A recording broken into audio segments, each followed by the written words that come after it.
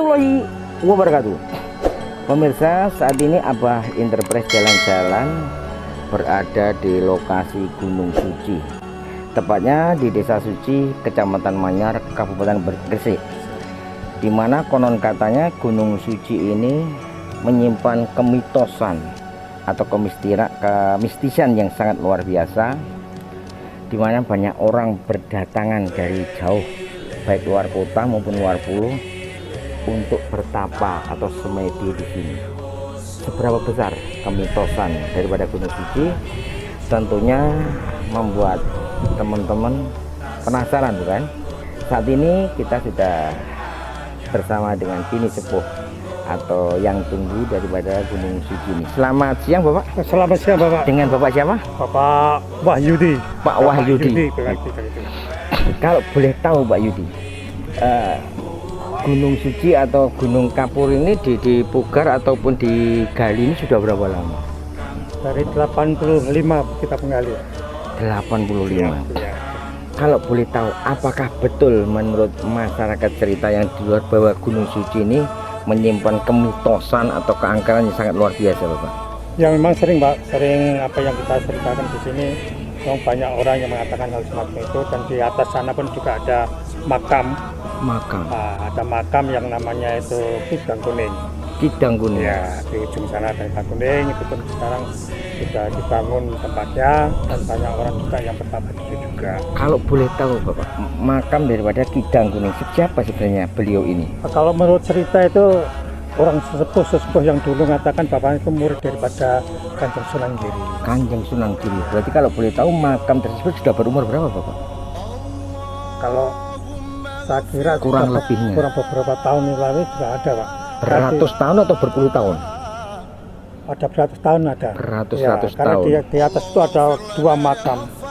Ada dua makam, malah dinamakan Kidang Kuning, di sana titik kuning semuanya. Gitu. Ya. Sebelahnya kalau boleh tahu, Bapak, makam siapa makam tersebut? Ada dua, kalau menurut cerita itu satunya itu adalah makam asli daripada sepuh itu, kedua daripada senjata-senjata yang itu. Senjata-senjatanya. Kalau boleh tahu, Bapak, selama ada kegiatan penggalian ini, pernah gak daripada istilahnya pekerja di sini ditampai sesuatu yang ganjil, aneh atau seperti pun apa? Memang ada, cerita juga ada. Contoh aja seperti di atas sini aja, pada waktu dia menggali, pakaian yang kotor itu ditaruh di situ. Tahu dia diberitahu jangan ditaruh di situ.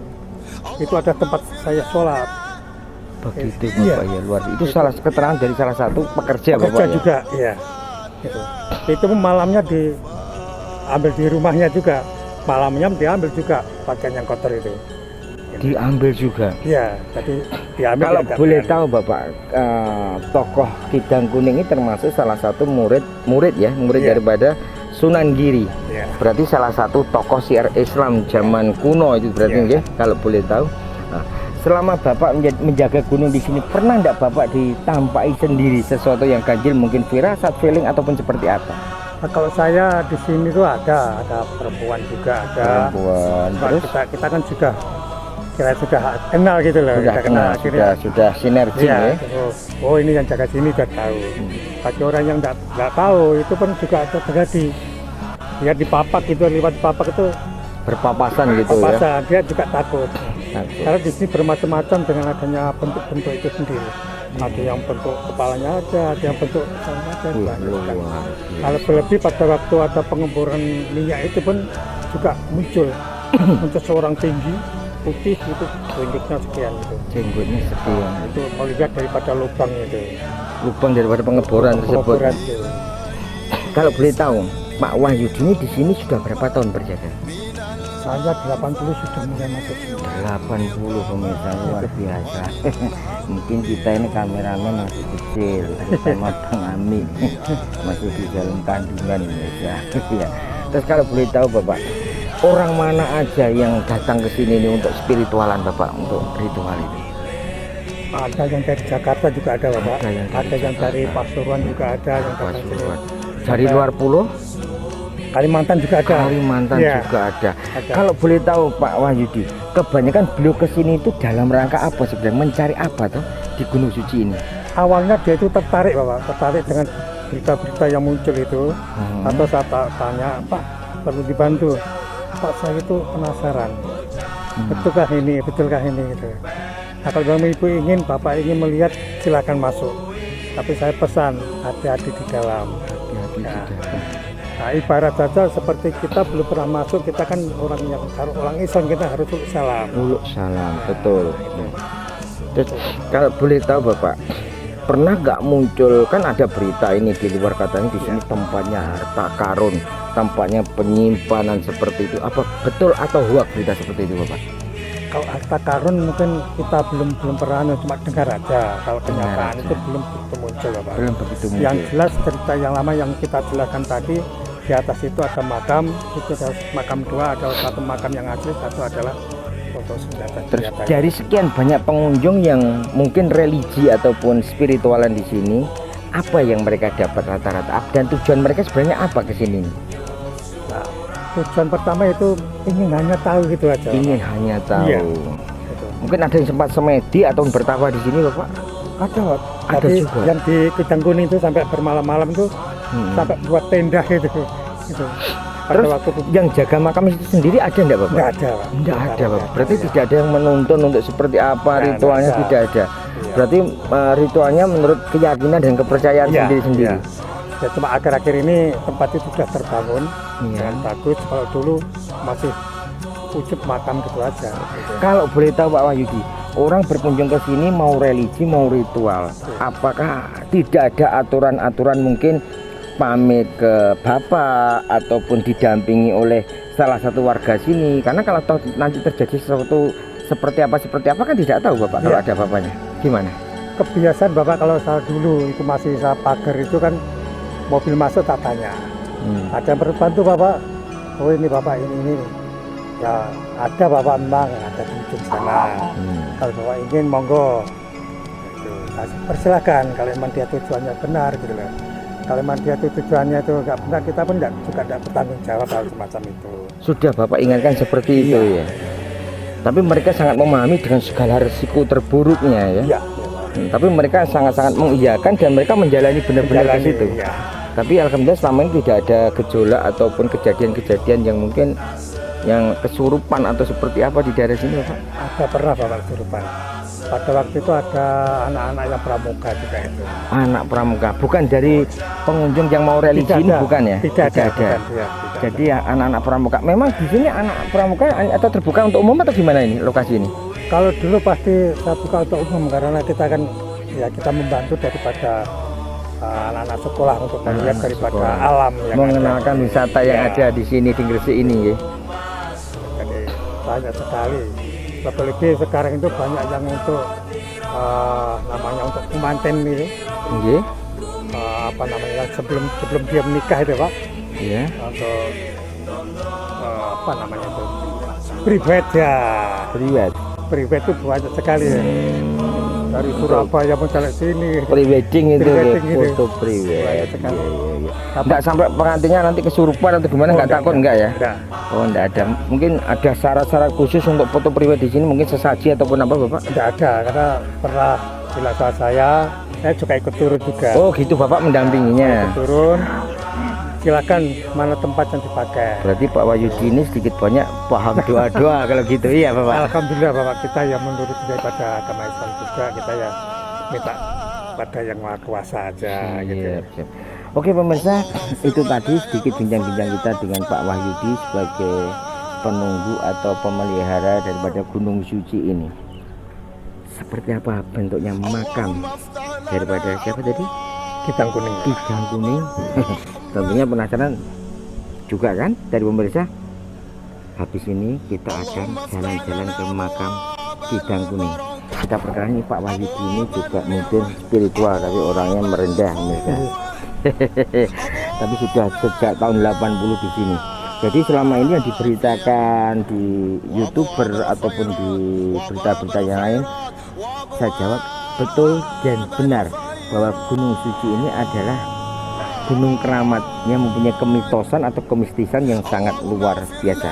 Kita percaya bahwa gaib itu ada, cuma kita tidak boleh meyakini bahwa kekuatan gaib melebihi kekuatan Allah Subhanahu wa Ta'ala. Wabillahi taufik wal hidayah non wal qulami wa mayasturun. Assalamualaikum warahmatullahi wabarakatuh. Waalaikumsalam.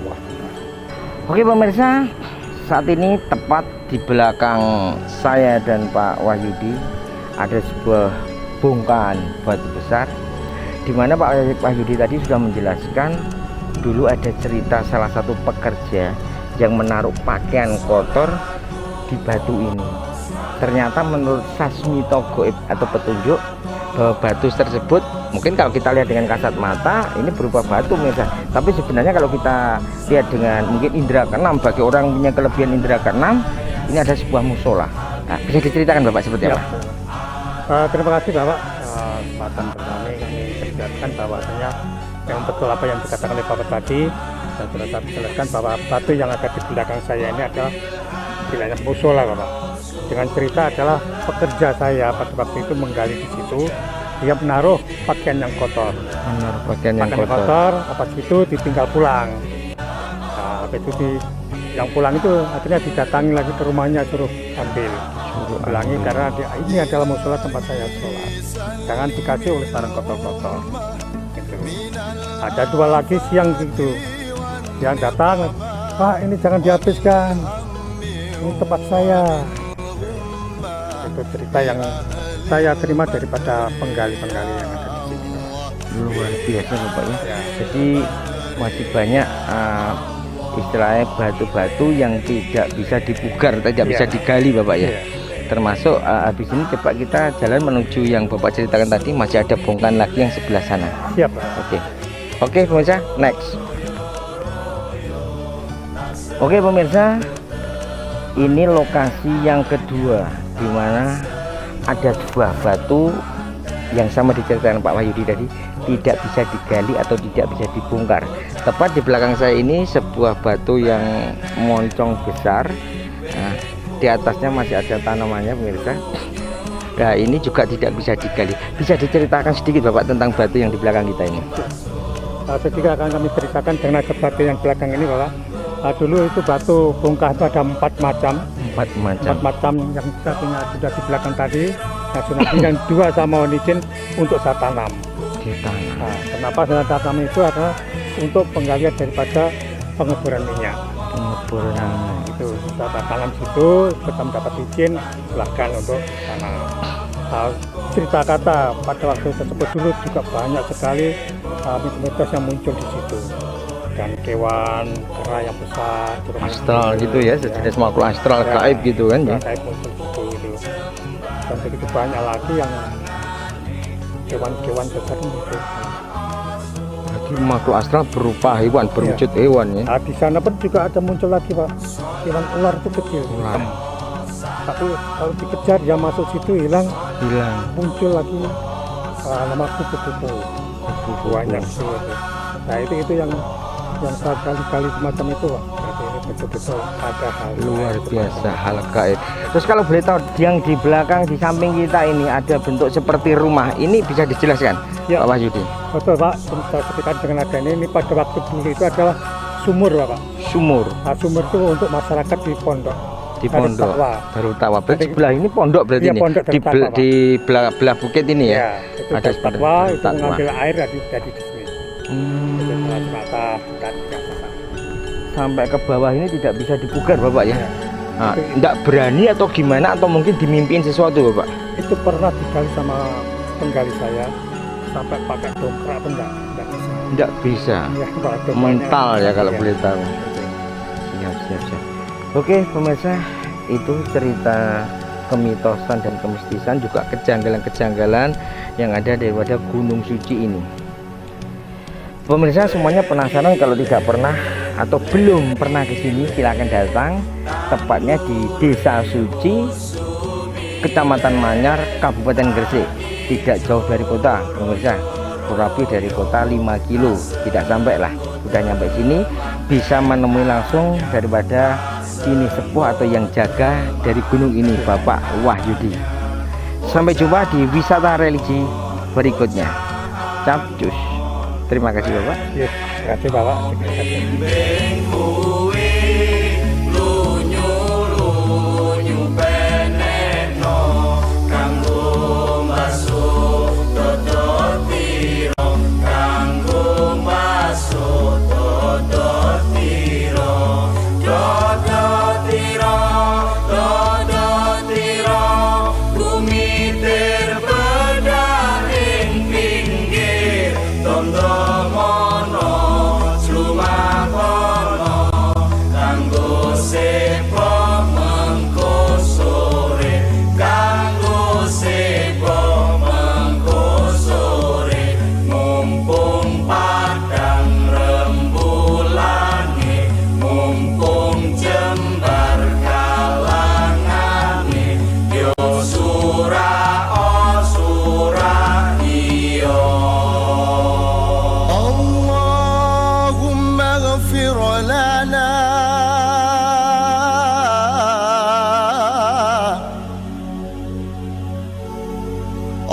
اغفر لنا يا غفار يا غفار.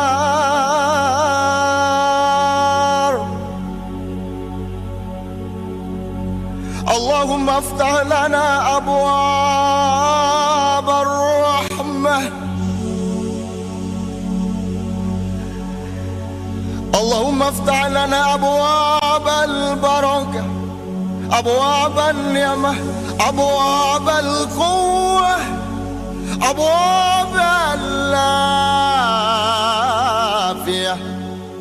وأبواب الخيرات، وأبواب الخيرات، وأبواب